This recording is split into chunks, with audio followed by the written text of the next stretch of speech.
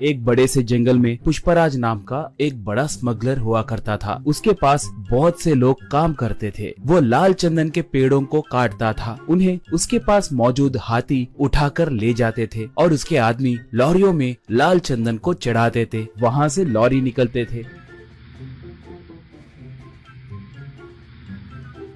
वहाँ पर चेकपोस्ट के पास मौजूद पुलिस वाले भी पुष्पराज के ही आदमी होने के कारण उनकी जांच करे बिना ही वो लोग लॉरियों को छोड़ देते थे। ऐसे उसके जुर्म का साम्राज्य बहुत फैला हुआ था। उसके पास गंगा नाम की एक हाथी थी। पुष्पराज को गंगा बहुत पसंद थी। उसे अच्छा खाना खिलाते हुए उसका बहुत ख्याल रखता था। वो भी पुष्पराज को अपने ऊपर बिठाकर घूमते रहती थी।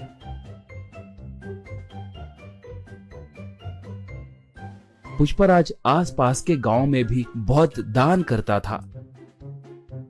इसलिए अगर गांव में कभी कोई पुलिस की गाड़ी आती तो उस गांव में रहने वाले पुष्पराज के आदमी तुरंत पुष्पराज को फोन करके उसे जानकारी देते थे। इससे पुष्पराज सतर्क होकर जंगल में दूसरे इलाके को अपने आदमियों के साथ मिलके चला जाता था। पुलिस वाले आकर वहां पर देखे तो उन्हें कोई नहीं दिखते थे। इससे वो लोग सर पकड़ लेते थे।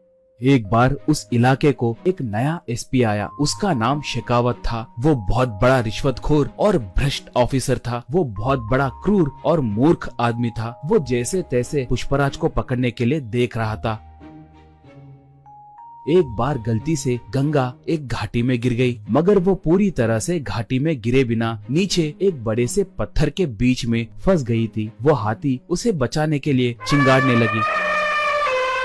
उसके चिंगाड़ को सुनकर पुष्पराज और उसके आदमी वहां पर आए। वो लोग गंगा को देखकर उसे कैसे बचाना है कहकर सोचने लगे। पुष्पराज तब, अरे इसे बचाने के लिए हमारी ताकत बस नहीं होगी। इसके लिए एक जेसीबी को लाना होगा। वो अब कहाँ पर होगा? उसे अब तुरंत लेकर आइए, कहा। एक तब, पुष्पा भाई, उस जेसीबी के मालिक का घर पुलिस स्टेशन के बिल्कुल बगल में ही है। हम अब उसके लिए गए तो बहुत खतरा होगा। पुलिस वाले हमें पकड़ सकते हैं। हम अब गंगा को छोड़ दिए तो ही अच्छा रहेगा। हमें वहाँ पर जाने के लिए हिम्मत नहीं है भाई, कहा। पुष्पराज उसे एक खींच के मारकर, गंगा के लिए मैं चाहे जितना भी दूर जा सकता हूँ। आप नहीं गए तो मैं ही जाकर उस जेसीबी को लाऊंगा। इसके अंदर आप लोग रस्सियों को तैयार करके रखना, कहा। ऐसे वो बाइक को लेकर गांव में आया। उस जेसीबी वाले से पूछकर जेसीबी को लेकर निकला।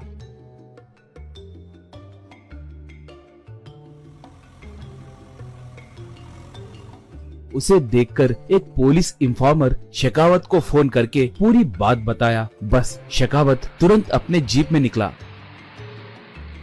पुष्पराज पहाड़ के पास पहुंचकर जेसीबी को रस्सियां बांधकर उनसे गंगा को ऊपर खींचकर उसे बचाया। गंगा ऊपर आकर खुशी से चिंगाड़ने लगी। पुष्पराज को अपने सूंड से आशीर्वाद दी। इतने में शेखावत वहां पर आकर बंदूक से पुष्पराज पे निशाना साधा।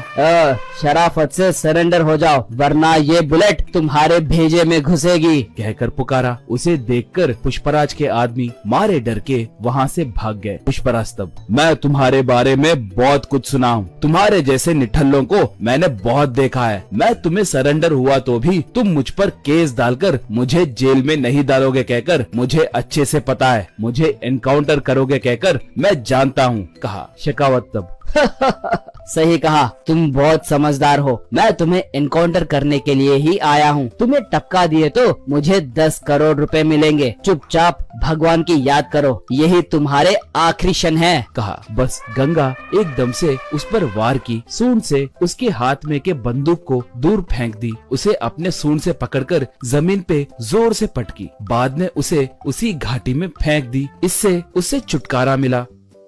बाद में पुष्पराज गंगा को प्यार से चूमा।